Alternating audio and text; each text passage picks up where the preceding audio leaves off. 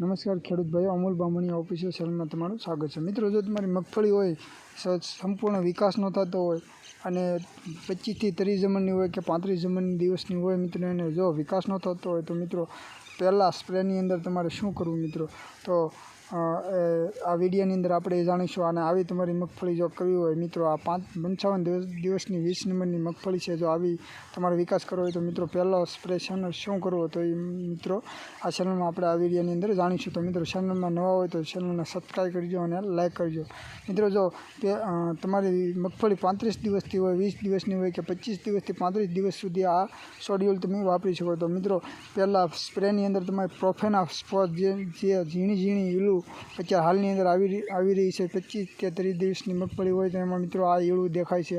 અને ફૂગનાશક દવા સાપ, જેમાં જે કાર્બેન્ડિઝમ 12% અને મેન્કોજેબ 63% જે ફંગીસાઇડ છે તેને લેવાની છે। તેમાં મિત્રો પાનના ટપકાનો રોગ આવી ગયો તો એને પણ કંટ્રોલ કરશે, અને પ્રોફેના ફોસ છે તે ઈળુનો કંટ્રોલ કરશે। અને બીજું લેવાનું છે વોટર સોલ્યુબલ 19 ખાતર, જે પાણીમાં ઘોલનશીલ ખાતર આવે છે મિત્રો, તેને લેવાનું છે।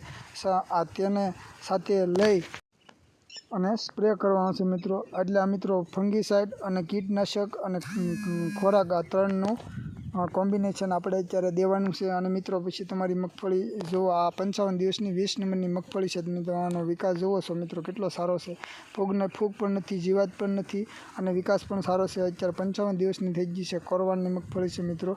અને આપણે બીજો શોડ્યુલ છે મિત્રો, જે 45 થી 50 દિવસે પણ એક દેવાનો છે, તેનું પણ આપણે આ ચેનલ ઉપર વિડીયો આપશું। એટલે ત્યાં સુધીમાં મિત્રો આ ચેનલ ઉપર જો સબસ્ક્રાઈબ ન કરી તો ચેનલને સબસ્ક્રાઈબ કરજો અને લાઈક કરજો મિત્રો। અને આપણે બીજો વિડીયો પણ આનો આપણે આ ચેનલ ઉપર આપીશું। અત્યારે એક સ્પ્રે છે મિત્રો, તે ખાસ અગત્યનો છે મિત્રો। બીજો સ્પ્રે છે તેનો આપણે બીજા વિડીયોમાં પણ કરીશું મિત્રો। સ્પ્રેની અંદર આપણે શું દેવા લઈશું તે આગળના વિડીયોમાં પણ જાણીશું।